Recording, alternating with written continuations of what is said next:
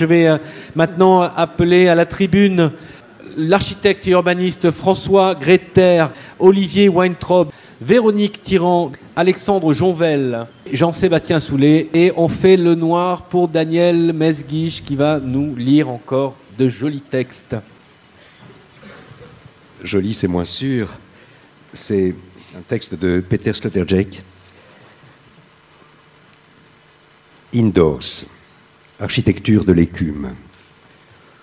Socrate, il y avait en moi un architecte que les circonstances n'ont pas achevé de former. Phèdre, à quoi le connais-tu? Socrate, à je ne sais quelle intention profonde de construire qui inquiète sourdement ma pensée. S'il fallait expliquer sous la forme la plus brève quelle modification le XXe siècle a apporté à l'être dans le monde humain, la réponse devrait être, du point de vue de l'architecture, de l'esthétique, du droit, il a déployé l'existence comme séjour en des lieux spécifiques. Ou, plus simplement, il a rendu l'habitat explicite. L'art du bâtiment moderne a décomposé en éléments et réinscrit à un nouveau compte la maison, cet ajout à la nature qui permet l'homme. Il a sorti du centre la ville, qui jadis disposait le monde en cercle autour d'elle, et l'a remodelé en un réseau de flux et de rayons. La révolution analytique, qui constitue le système nerveux central de la modernité, s'est ainsi également emparée des enveloppes architecturales de la sphère humaine et a produit, en établissant un alphabet formel, un nouvel art de la synthèse, une grammaire moderne de la production d'espace et une situation transformée de l'existence en milieu artificiel. La véritable révolution de l'espace du XXe siècle est l'explicitation du séjour humain ou de la demeure dans un intérieur par le biais de la machine à habiter, du design, du climat et de la planification de l'environnement, jusqu'aux grandes formes auxquelles nous donnerons le nom de collecteurs, mais aussi l'exploration du voisinage avec les deux structures spatiales inhumaines qui sont disposées avant l'humain, ou lui sont adjointes, l'espace cosmique, macro et micro, et l'espace virtuel. Pour rendre explicable le séjour de personnes dans des lieux habités, il fallait en effet rien de moins qu'une inversion de la relation entre premier plan et arrière-plan pour ce qui concernait les conditions de l'hébergement humain. Pour se placer dans la perspective et la tonalité de Heidegger, il fallait que l'être dans quelque chose en général soit sorti de ses rails pour qu'on puisse l'élever au rang de thème comme habitat dans le monde. Alors que traditionnellement, les logements constituaient l'arrière-plan porteur des processus de vie, l'existence dans le monde de la vie, dans l'ère de la modernité, est elle aussi saisie par le renversement de l'environnement. Les évidences de l'habitat ne parviennent plus à rester à l'arrière-plan. Même si nous ne projetons pas toujours dans le vide cosmique les maisons et les habitations, elles devront, à l'avenir, être formulées d'une manière aussi explicite que si elles étaient les plus proches parentes des capsules spatiales. La définition de l'architecture de la modernité en découle. Elle est le média dans lequel s'exprime progressivement l'explicitation du séjour humain dans des intérieurs faits par l'homme. Par conséquent, l'architecture constitue depuis le XIXe siècle quelque chose que l'on aurait appelé dans la période du Vormars une réalisation de la philosophie. Pour employer encore une fois les mots de Heidegger, elle met en œuvre la localisation du Dasein. Elle ne se contente pas d'être l'exécutrice plus ou moins consciente de son savoir-faire, de l'activité d'habitat de l'être humain, dont on peut remonter les traces jusqu'au premier arrangement de campements, de grottes et de cabanes. Elle reformule les lieux où peut se dérouler quelque chose comme l'habitat, la demeure et l'être chez soi de groupes et d'individus, dans des conditions où la référence à soi-même est notable, où l'argent joue un rôle important d'intermédiaire, où la légalisation, la connexion et la mobilisation ont atteint un degré élevé. De ces lieux, nous savons à présent qu'on ne peut plus les penser seulement comme l'ici et là-bas d'un monde de la vie. Un lieu, dans les conditions en vigueur, c'est un quantum d'air réaménagé et conditionné, un local d'atmosphère transmise et actualisée, un nœud de relations hébergé, un carrefour dans un réseau de flux de données, une adresse pour initiatives d'entrepreneurs, une niche pour les relations à soi-même, un camp de base pour des expéditions dans l'environnement, du travail et de l'expérience, un site pour les affaires commerciales, une zone de régénération, un garant de la nuit subjective.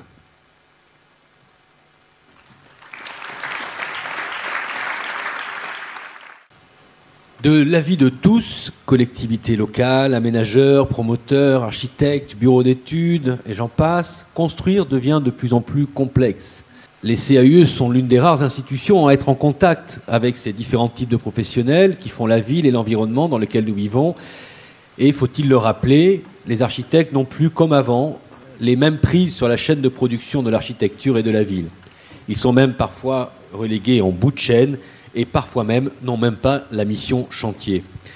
Du coup, c'est en amont, lors de la définition d'un programme, d'un budget, d'une méthode de sélection des maîtrises d'œuvre et de projets, que doit se focaliser l'attention, car c'est l'ensemble du processus de production de la ville qu'il faut informer afin de faire respecter la qualité de l'AUE.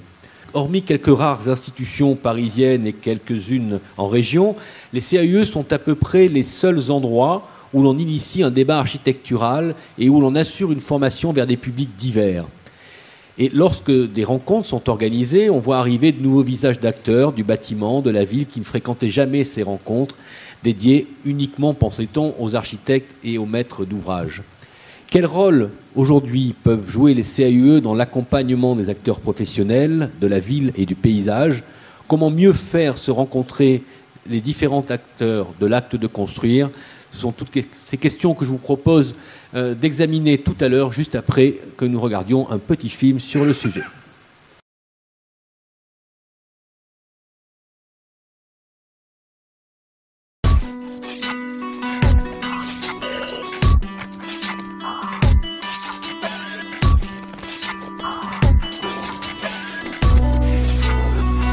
Bienvenue dans la cité Plantagenet pour un nouveau rendez-vous sur LMTV, une émission préparée avec le CAUE de la Sarthe. Je voudrais vous présenter Nicolas Duverger, son directeur. Bonjour. Bonjour. Alors pourquoi cette émission, La Petite Fabrique?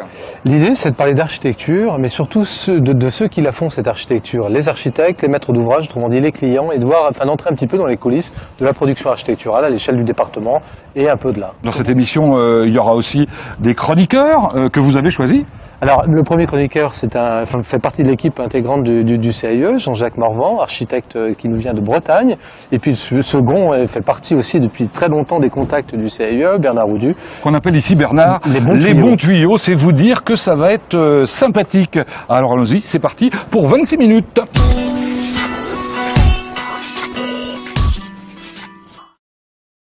J'appelle donc pour le prix spécial du jury, pour le barrage de Jaune, maître d'ouvrage Voie navigable de France et maître d'œuvre Christian Hervé, Jean-Paul Jalili, Raphaël Van der Becken, architecte.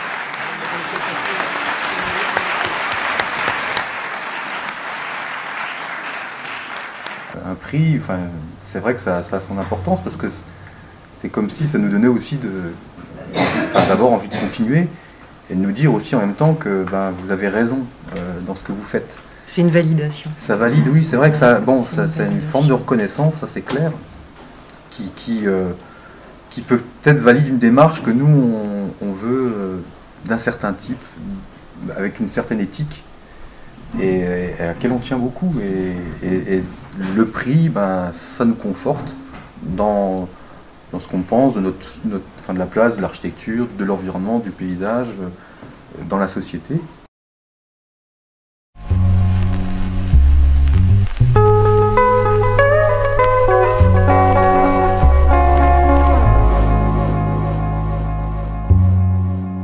Depuis plusieurs années, donc les acteurs des 17 communes autour de la plateforme se sont réunis dans le cadre de la démarche Pôle leur Vie. Comment le paysage devient un outil pour renouer la ville et l'aéroport, pour relier les villes entre elles.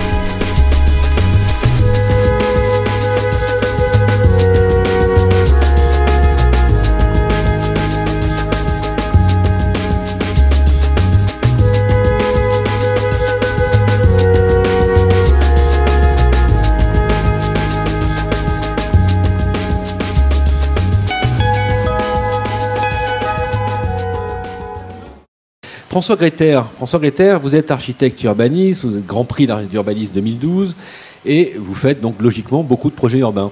Pourtant, vous n'avez jamais travaillé vraiment sur un de vos projets avec un CAUE, et vous le regrettiez aussi quand nous avons préparé cette discussion. Est-ce à dire que les CAUE sont dans votre parcours de professionnel de l'urbanisme des acteurs de la ville qui sont trop cachés, trop ignorés, qui n'ont pas su ou qu'on n'aura pas pu encore leur donner leur place dans les projets urbains?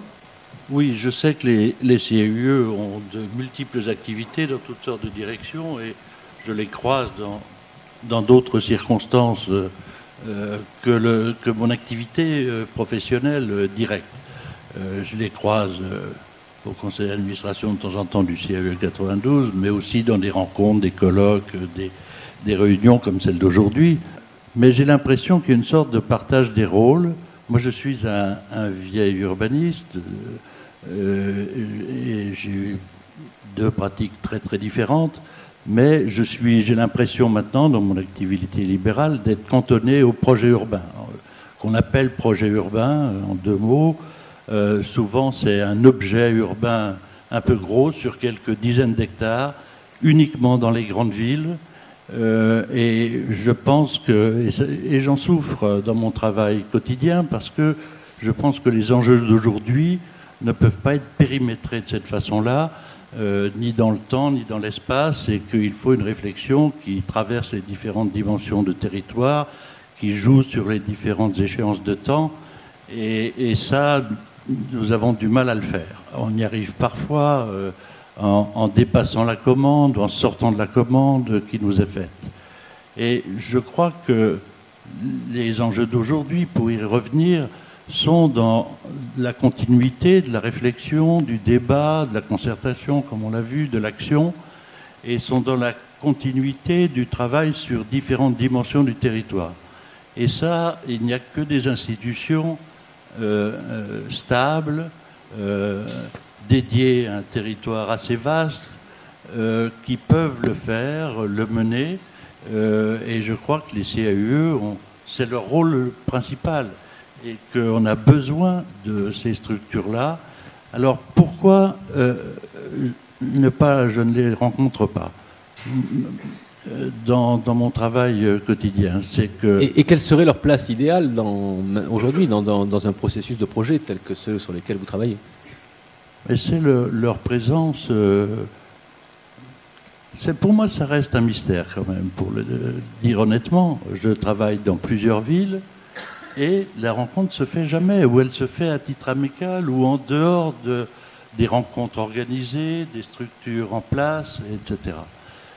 Je crois qu'il y a un partage des rôles et que je trouve inapproprié. Alors, un partage des rôles, c'est-à-dire que vous faites du projet urbain et peut-être les projets, j'allais dire, plus ruraux ou plus périurbains seraient davantage ceux sur lesquels pourraient s'exercer les... Non, moi je sais que depuis ce matin, j'ai déjà entendu cette opposition entre urbain et rural dans laquelle je rentre pas volontiers. Moi non plus, mais j'essaie de comprendre pourquoi il y avait un partage des rôles. Donc, pour moi, le phénomène urbain est généralisé, on est dans la même société, on se raccroche à des vieux... Il y a eu une époque où les villes étaient délimitées, avec des enceintes, avec des fiscalités différentes, des octrois, etc. Mais c'était il y a plus de 150 ans. Je crois à la continuité du système des villes, depuis les plus petites jusqu'aux plus grandes. Parfois, c'est plus compact, plus dense, plus gros, mais c'est jamais que des formes différentes de l'urbanité, de l'urbanisation en général. Et ce que je vois, c'est qu'actuellement, il y a une prime formidable aux métropoles. Tout le monde ne parle que de métropoles, ce qui est très bien. Les grandes villes, les très grandes villes se portent bien. Elles peuvent travailler à leur devenir. Si, en général, elles se portent bien. Elles ont une dynamique positive. Et tout le reste du pays souffre. Il me semble que c'est une situation très très française, que d'avoir une vision terriblement hiérarchisée du système, du réseau des villes. Et que pour le moment, on ne regarde que le haut de la hiérarchie, alors que c'est le centralisme français, à la française. Dans les pays voisins, plus fédéralistes, depuis longtemps, on raisonne depuis longtemps en système de réseau sans qu'il y ait une vision hiérarchisée des choses. Pour les pays que je pratique un petit peu, tout proche, c'est le cas.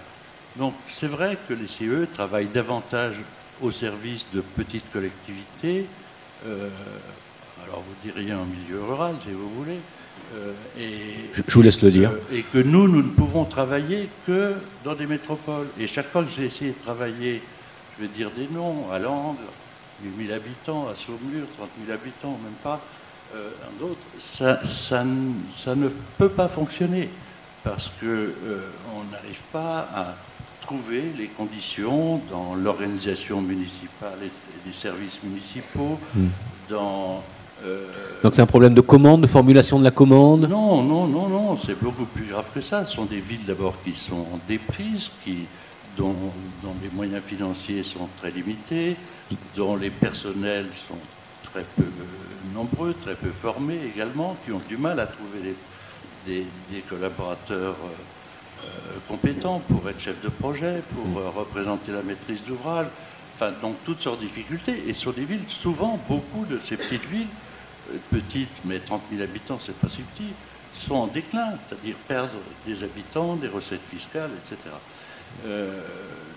Donc moi je crois qu'il y a là des tâches extrêmement importantes à remplir, que nous, libéraux, n'y avons, faut le dire franchement, n'y avons difficilement accès, et que les CAE jouent là un rôle important. Mais je ne veux pas les cantonner aux petites villes ou aux territoires périurbains.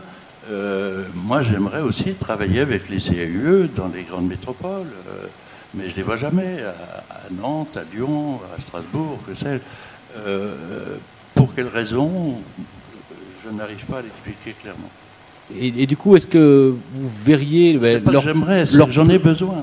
Vous en avez besoin? J'ai besoin d'une réflexion. Bon, on va faire la liste de vos projets, et puis ils sont tous là, les directeurs des CIE, donc on va pouvoir rapidement vous mettre en contact avec eux, et comme ça, ça sera fait.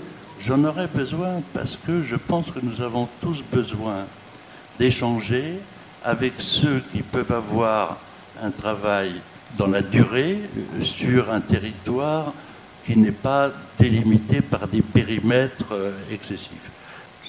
Les enjeux urbains, c'est essentiellement traverser les différentes dimensions du territoire et les différentes dimensions du temps. C'est ça l'essentiel. Et ça, il n'y a que des structures permanentes. Bon, j'ai pratiqué pendant 20 ans l'agence d'urbanisme, mais je fais un peu un rapport entre agence d'urbanisme et CAE. Et de ce point de vue-là, ils peuvent avoir des rôles comparables. Qui est ce que je viens de dire sur la permanence, la longue durée par rapport à un territoire de... Merci François Gretter. Olivier Weintraub, vous êtes vous aussi un autre professionnel. Quelle est la valeur ajoutée de ce que vous faites avec les CAUE? En quoi les CAUE vous aident-ils, vous, promoteurs, dans votre travail? Qu'est-ce que vous venez chercher? Qu'est-ce que vous trouvez? Qu'est-ce que vous aimeriez trouver? Et pour continuer sur la lancée de François Gretter, il aimerait beaucoup travailler avec eux.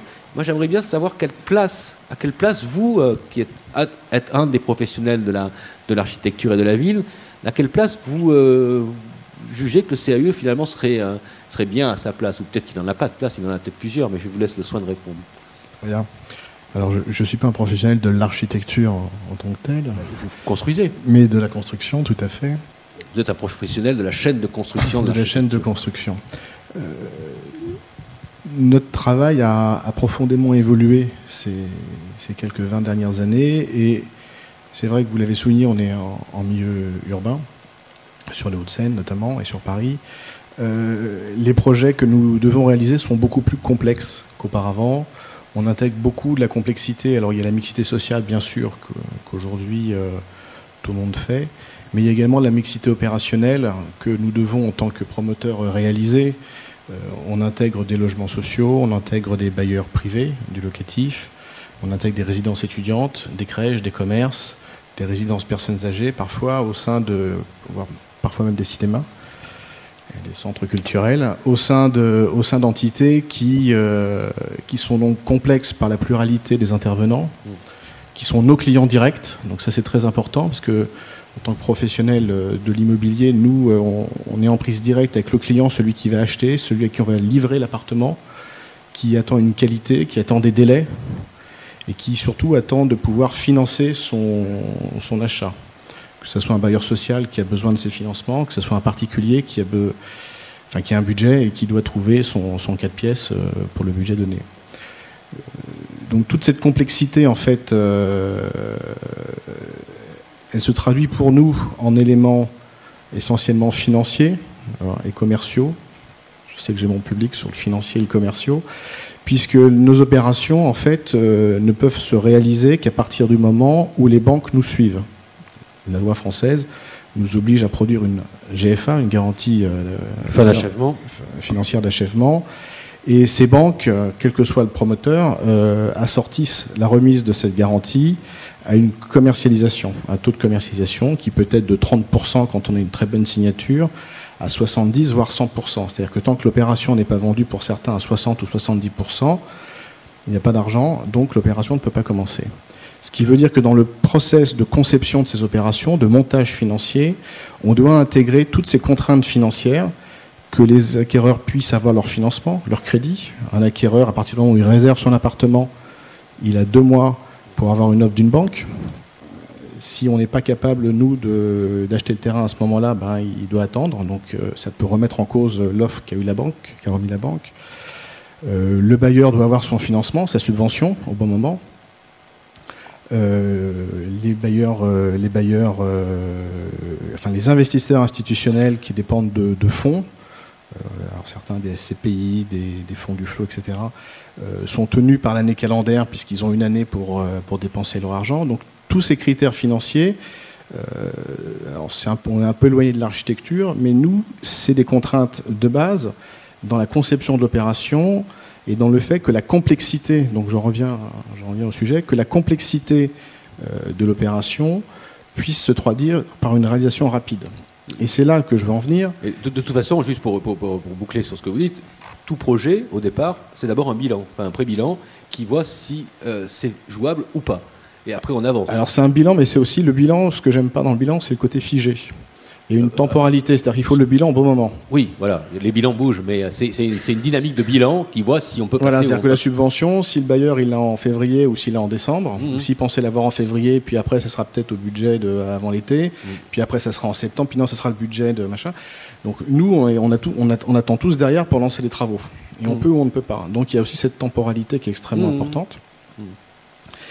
Et cette complexité se traduit aujourd'hui par des éléments d'opération qui sont distincts, des notions de qualité d'usage, donc qualité effectivement de l'appartement, qualité de projet, mais qualité d'usage. Et là, nous, on a besoin d'avoir un acteur qui nous accompagne pour définir de manière qualitative les éléments qui sont cruciaux. On fait appel au CAUE. Moi, j'aime bien travailler avec le CAUE. Parce que le CAUE, alors moins en phase opérationnelle, parce que c'est effectivement, comme le soulignait François, c'est difficile de les faire participer. Enfin, on a rarement l'occasion de les faire travailler en phase opérationnelle, mais en phase permanente, je dirais, tout au long de l'année, d'intervenir, d'informer sur quelles sont les contraintes des promoteurs, quelles sont les contraintes de la qualité urbaine, quelles sont nos contraintes à nous. C'est un élément fondamental, parce que quand on doit passer en situation opérationnelle, l'aide du CAUE est cruciale à ce moment-là. Et c'est là qu'elle se concrétise, c'est là que le précipité se forme. Très rapidement, en 1 minute, un ou 2 exemples là, qui montreraient comment vous avez pu travailler avec le CAUE. Très rapidement, une opération qui est à Puteaux, où c'est un terrain dont nous maîtrisions le foncier, qui nous a été attribué par l'EPADESA, donc l'aménageur. Nous avons pris le parti, nous, opérateurs, de monter un concours d'architectes.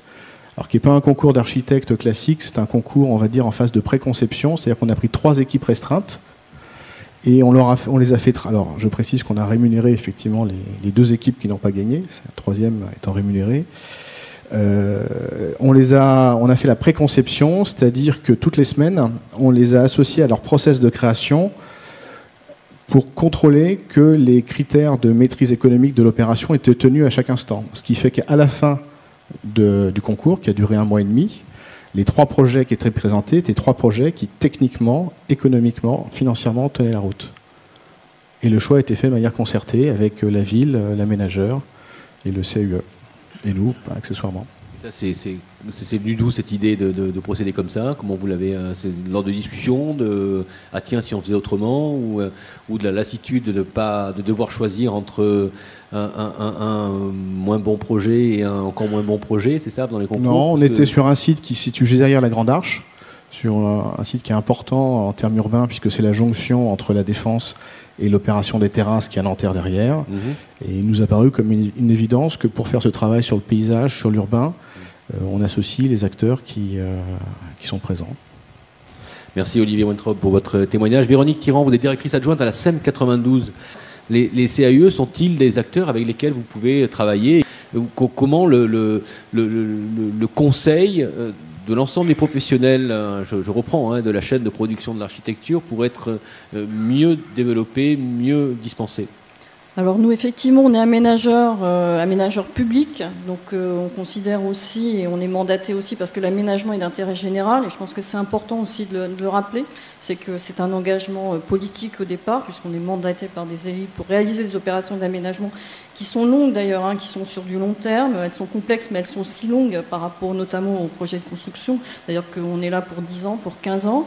Une des grosses particularités de cette complexité aussi, c'est qu'aujourd'hui, nous on travaille en première couronne principalement, on travaille en Île-de-France, c'est qu'on travaille principalement en opération de renouvellement urbain, c'est-à-dire des quartiers qui existent déjà, avec des habitants qui ont des attentes immédiates, des besoins immédiats, et puis également on doit mettre en œuvre des projets qui incarnent une ambition et un long terme, mais aussi une vision d'avenir.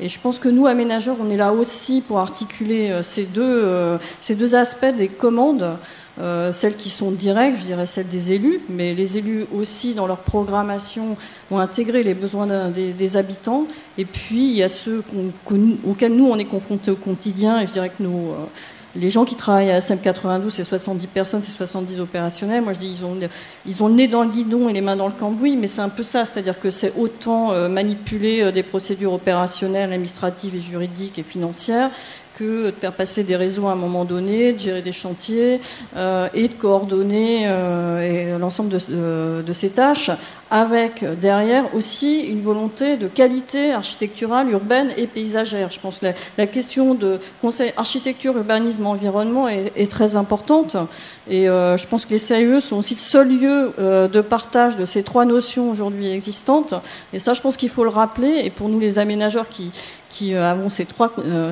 compétences entre guillemets à mettre en œuvre, c'est aussi important pour nous. Et donc dans ce cadre-là, pour le CAUE, en particulier le CAUE des Hauts-de-Seine, dont Jean-Sébastien Soulet est le directeur, nous accompagne de différentes manières. Il nous accompagne à la fois dans les projets eux-mêmes. D'ailleurs, je pense qu'il y a une phase importante qui est souvent sous-estimée, peut-être qui est aussi liée à ce que vous disiez, Monsieur Gretter, c'est la phase de programmation urbaine, avant de passer au projet urbain en tant que tel. Et je pense que la question des évolutions des modes de vie, des questions de mutualisation, par exemple, on va sans doute le voir beaucoup dans les années à venir sur les équipements publics, est importante. Et je pense que les CAUE, sur cette question-là de la programmation urbaine, et je pense que l'AMI qui est en face de moi, là, je vois, ont également cette volonté par rapport à cette question est importante avant de pouvoir passer dans la formalisation propre du projet urbain qu'incarne Monsieur Gretter. Et je pense qu'aussi les grands architectes dans les grandes collectivités sont appelés aussi par rapport à cette question de la formalisation, avant même que les questions de programmation aient été étudiées, même si il y a toujours une imbrication, une itération entre les deux, et que le projet urbain parfait avec la programmation parfaite linéaire, ça marche pas comme ça. Donc ce travail est important. Nous, on travaille assez souvent avec le CAUE. On a travaillé sur des projets urbains ensemble, je pense notamment à Chaville. Donc cette question importante. Dans le rapport avec la table ronde précédente, le rapport avec la concertation, avec le travail avec les habitants, on a engagé effectivement, comme je je disais, les habitants sont présents dans les quartiers et c'est une matière vivante aussi pour concevoir. Donc on a organisé ou des workshops ou des jurys citoyens avec l'aide du CAE qui vient comme formateur. Parce qu'il y a une question aussi d'acculturation de l'architectural d'une manière générale et en particulier auprès des habitants, c'est-à-dire que organiser un jury citoyen, on viendra peut-être tout à l'heure sur cet aspect, ça marche. Faut pas que ça aboutisse à dire j'aime pas parce que c'est beau ou c'est pas beau et ça me plaît pas, mais bien comprendre pourquoi, comment fonctionne un logement, comment est un seuil. Et pour ça, le CAE est arrivé auprès de nous dans un accompagnement auprès d'une population pour apprendre à lire un projet. Donc ça, je pense que c'est aussi important dans cette phase plus opérationnelle. Et puis le dernier aspect sur lequel nous travaillons ensemble, c'est la question de la formation de nos équipes elles-mêmes. C'est-à-dire que nous-mêmes, nous devons nous remettre en cause de manière régulière, apprendre à voir ce qui se passe ailleurs et à l'étranger notamment.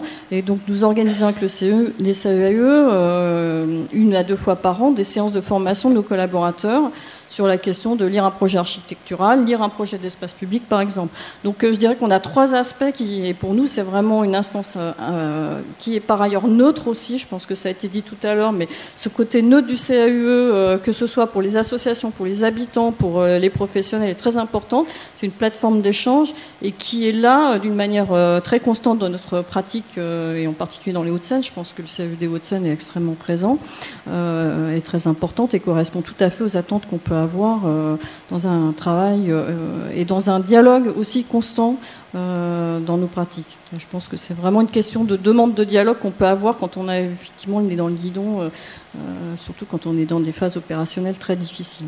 Cette notion de tiers neutre qui assure la qualité et l'intérêt public du projet, de l'architecture, c'est des choses que vous percevez aussi. Je reviens vers vous très rapidement, Olivier Weintraub, moins d'une minute là. C'est essentiel. D'ailleurs, je me demande dans quelle mesure le CAE pourrait pas, dans le cas de procédures de recours contentieux, venir apporter une expertise auprès des juges administratifs pour avoir un avis éclairé sur la manière de juger la chose, puisque parfois on sait que l'interprétation elle peut être très aléatoire. On en a parlé brièvement tout à l'heure. Merci Olivier Weintraub. Alexandre Jonvel, je me tourne vers vous, vous êtes architecte à l'agence Kobe Architecture et Paysage, c'est les deux, c'est le nom complet, c'est comme ça, il faut tout dire. Peut-être vous expliquerez pourquoi. Vous dites carrément, les CAE, ça a été ma formation professionnelle. J'ai fait l'école et puis après il y a eu le CAE. Bon, moi je suis diplômé en 97. 97 c'est l'année de la signature du protocole de Kyoto. Donc les questions environnementales, moi je suis rentré dedans directement en sortant de l'école. Vous y aviez cru, hein? Je dirais pas ça comme ça, mais en fait, dans les écoles d'architecture, en tout cas à cette époque-là, les notions de paysage ou d'urbanisme étaient peut-être moins enseignées que maintenant. Moi, c'était des questions qui m'intéressaient énormément, et c'est vrai que c'est auprès des CAE que j'ai pu trouver finalement matière à m'ouvrir un peu au monde, à me cultiver, à rencontrer des acteurs, que ce soit des élus, que ce soit d'autres professionnels, que ce soit des maîtres d'ouvrage. Et c'est vrai que moi je remercie les CAE pour ça, parce que c'est vrai que moi depuis plus de 10 ans que je fais ce métier, c'est vrai que très régulièrement je n'hésite pas soit à participer à des manifestations des CAE comme aujourd'hui. Encore aujourd'hui, moi j'ai appris beaucoup de choses, je trouvais les interventions ce matin très nourrissantes. Quand on fait du projet urbain ou de l'urbanisme, on a besoin d'être curieux, on a besoin de s'ouvrir au monde, de s'alimenter de beaucoup de choses. Donc c'est vrai que quand j'ai monté l'agence, pour moi la question c'était d'être un peu comme les CAE, d'être transdisciplinaire, d'avoir des urbanistes, d'avoir des paysagistes, d'avoir des architectes, pourquoi pas des ingénieurs, dans une même structure. Parce que pour moi, c'est hyper important, lorsqu'on fait du projet urbain, que ce soit en milieu rural ou dans du renouvellement urbain, que cette transdisciplinarité soit porteuse du projet. Donc c'est pour ça, en fait, que la relation avec le CAE, avec les CAE se sont faites comme ça, aussi bien, je disais, dans le milieu rural que dans le renouvellement urbain, par cette transdisciplinarité.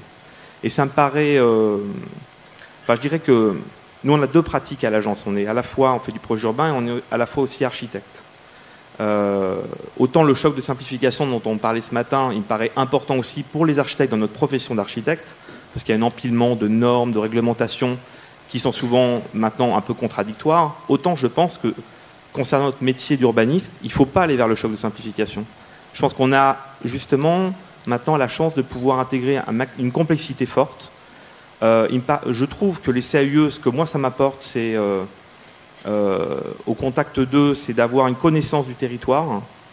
Je trouve qu'on est arpenteur de ville. Quand on fait les projets, on a besoin de temps.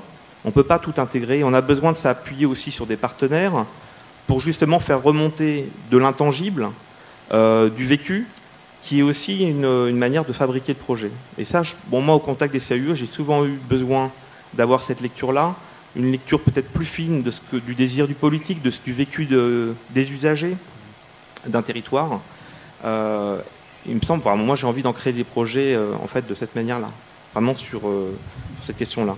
Et donc c'est vrai que moi j'ai un peu peur de ce qui est en train de se produire en ce moment, c'est-à-dire que autant je suis pour le choc de simplification pour simplifier les normes, autant s'il y a une simplification de la gouvernance territoriale, je me dis mais à un moment donné, moi quand je suis urbaniste et que je travaille à Bordeaux, à Rouen ou je travaille à Rennes ou en région parisienne, avec qui je vais pouvoir avoir cette manière de m'accompagner sur la manière de faire atterrir les projets.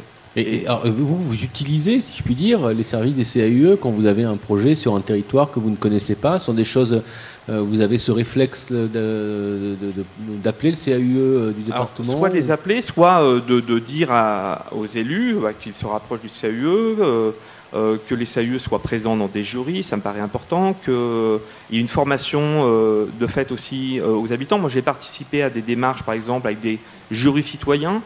Le jury citoyen avait été formé au préalable par un CAUE, justement pour faire en sorte de faire de la pédagogie et que les projets d'architecture ou d'urbanisme soient jugés à un bon niveau. Je pense que les CAUE aussi ont un rôle, ce que j'ai pu voir, je dirais également d'accompagner les élus, de leur montrer des exemples qui ne sont pas forcément des exemples en France, des exemples dans d'autres pays. Moi, je me souviens d'avoir vu en 2007, d'être allé à Madrid, par exemple, un moment où Madrid, c'était une forêt de grues. Une forêt de grues, c'était incroyable. Et à l'époque, je me souviens de discussions avec des élus ou des promoteurs qui disaient c'est la folie. Ben oui, c'était la folie.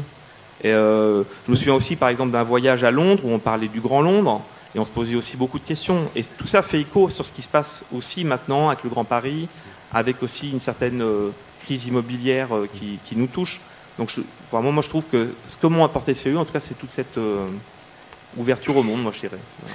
Finalement, comment vous aimeriez travailler avec du CAUE? Vous y avez un recours? Est-ce que ça peut être, est-ce qu'on peut dire finalement, si tant d'habitants disent qu'il faut un CAUE dans le jury ça pourrait être ça, ou alors à partir d'un projet de temps, on a un CAUE pour qu'il y ait.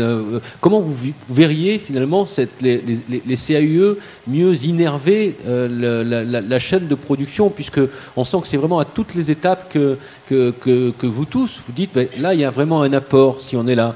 Là il y a aussi un apport dans ce type de phase. Il y a aussi un apport. Vous le verriez comment si vous aviez à imaginer faire fi du contexte actuel et imaginer un rôle, j'allais dire, renforcé, en tout cas une visibilité augmentée et de fait un rôle accru des CAUE dans la production d'espace. Mais très, très rapidement. Oui, j'ai dit tout à l'heure que je ne rencontrais pas les CAUE dans mon travail actif. Mais j'aimerais rencontrer et j'aimerais être complice. On rencontre des milliers d'acteurs. On rencontre un nombre d'intervenants incroyables, bien sûr, les élus, les services techniques de toutes sortes, les structures de toutes sortes, les aménageurs, etc., etc. Et souvent, on n'a pas la force d'aller chercher des interlocuteurs supplémentaires, surtout qu'on rencontre les associations, les habitants dans des réunions publiques, des présentations, etc. Je décline pas, ça fait beaucoup de monde. Les promoteurs au passage, etc. Ce que j'aimerais, moi, c'est pouvoir avoir des rapports complices, amicaux et complices, avec les CAUE, dans les séances plus officielles où il y a beaucoup d'acteurs, ou en tête-à-tête dans des rapports plus étroits, pour bénéficier de leur fonds de connaissances, pour en tirer quelque chose, de leur longue connaissance des lieux, du territoire, des acteurs, etc. Et aussi pour recueillir leur avis, parce que quand on est en situation de commencer à élaborer des propositions, à inventer ce qui va organiser une démarche, d'une aventure qui dure sur quelques années, on a besoin de la partager avec d'autres, sans que ça soit de manière désintéressée, comme l'a dit quelqu'un tout à l'heure, avec un complice. Et à ce moment-là, bon, je devrais le faire, j'aurais dû le faire. Vous le ferez. Et je le ferai peut-être si j'ai le temps. J'aurais dû le faire. Ça s'est pas produit parce que c'est pas venu naturellement et que j'ai quand même le sentiment que parfois on nous a tenus un peu à l'écart, volontairement. Véronique Tirand, même question. Moi, je reviendrai sur la question effectivement de la programmation et de la stratégie de projet. Je pense que sans doute cette étape manque au démarrage des projets. En tout cas, bon, on passe directement au cahier des charges qui conduit à retenir un urbaniste à un moment donné, par exemple. Et je pense que ce moment de mise à plat, de discussion et d'échange, parce que tout est possible. Enfin, sur un quartier, effectivement, entre la connaissance du terrain, des attentes des habitants, d'une vision sur du long terme, et puis aussi de ce que veulent faire les propriétaires fonciers, parce que bon, il y a aussi ces phénomènes-là. On oublie aussi qu'il y a des propriétaires dans les terrains. Je pense qu'il pourrait avoir un rôle sans doute plus renforcé à cette étape-là sur cette partie de programmation urbaine. Enfin, en tout cas, on sent que c'est difficile. Cette étape-là, elle est très difficile. Soit comme vous le disiez, il y a des gens dans les collectivités qui sont outillés, et il y a le personnel qui est là, qui est présent et qui a cette culture-là.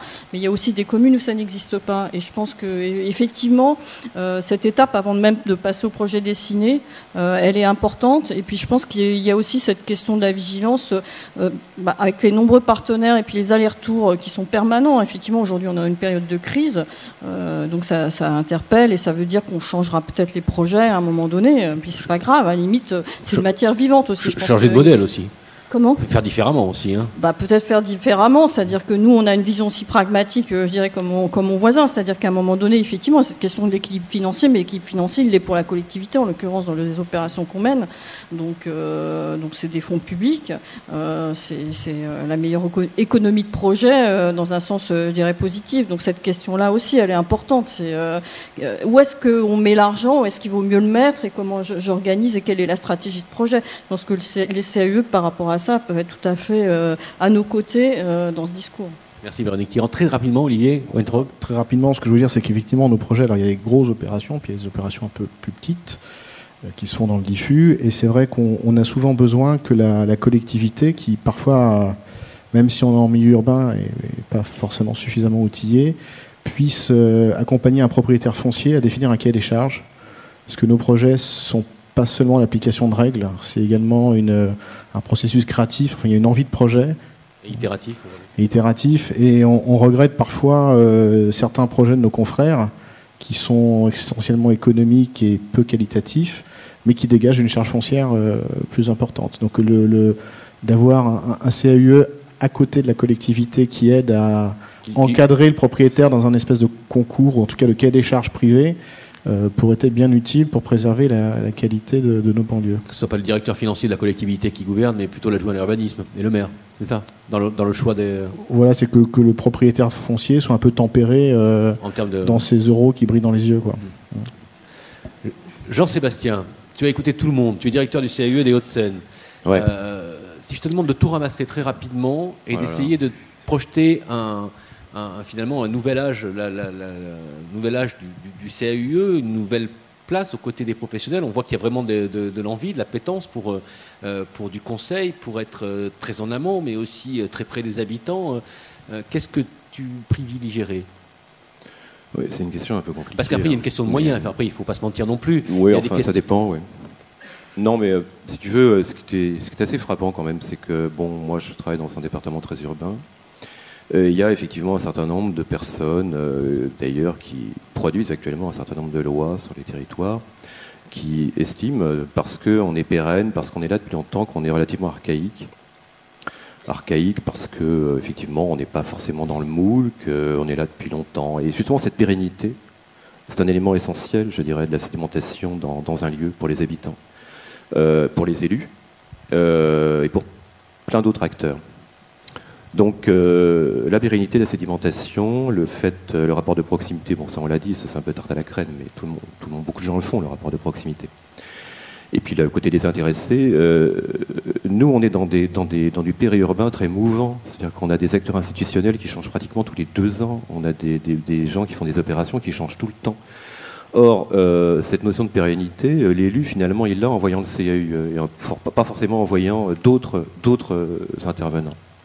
Alors, il y a un deuxième phénomène qui est très important, et c'est assez bizarre parce que c'est plutôt un grand énarque, directeur d'établissement public, qui m'en avait parlé. Ce qu'il trouve intéressant, lui, aussi auprès d'un CAUE, comme le nôtre, c'est aussi l'aspect urbanisme et aménagement immatériel. Parce qu'il y a effectivement le montage des opérations, il y a la participation, enfin il y a plein de choses. Enfin bon, ceci étant dit, une opération d'aménagement, c'est pas uniquement un parc urbain, une bonne qualité architecturale, des tas de choses, mais c'est aussi tout ce qui va tourner autour, c'est-à-dire tous les éléments culturels qui existent déjà dans la ville et qui vont éventuellement pouvoir créer un espèce de terreau intéressant dans un nouveau quartier. Je crois que les villes moyennes l'ont très bien compris en France. Nous, on l'a moins bien pigé dans banlieue, ici en Ile-de-France. On est très en retard là-dessus, très en retard par rapport à Lille, par rapport à d'autres villes.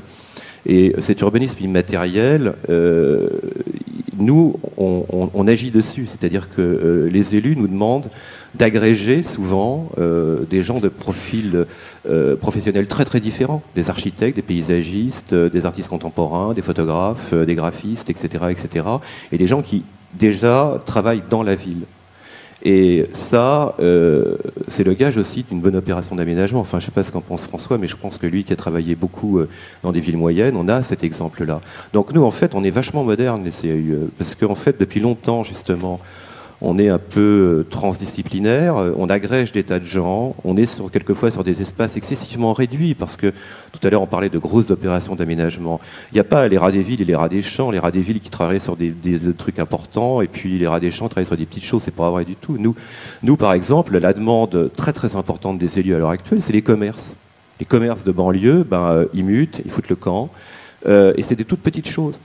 Et travailler sur des commerces, par exemple, ça remplit d'aise un élu. Ça lui fait vachement plaisir de voir que ces commerces, il y en a de plus en plus, ou que du moins il y a une chalandise qui est plus intéressante.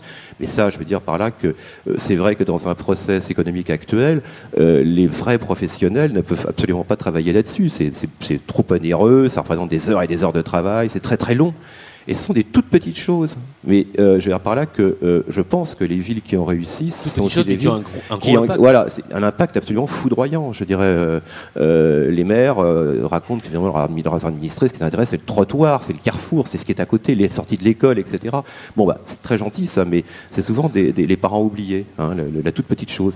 Et quand vous prenez des grandes villes, par exemple, moi, ça m'a fait absolument sidérer que Balaguer à Barcelone avait dit, moi j'ai commencé par les regards des regards d'égout, parce que je les voulais plus en PVC, et je les voulais en fonte ou en alu, enfin ce qu'on veut. Mais j'ai commencé par ça, agréger des choses sur des tout petits espaces. Et je pense que ça, les CAUE le font tous, et fort bien d'ailleurs. Et ce sont d'ailleurs des vrais professionnels, parce que là, on a l'impression, nous, des CAUE, d'avoir une table ronde de professionnels et des amateurs éclairés. Non, on n'est pas des amateurs éclairés, on est peuplé de très grands professionnels, puis on fait travailler de grands professionnels aussi. Voilà. Merci Jean-Sébastien.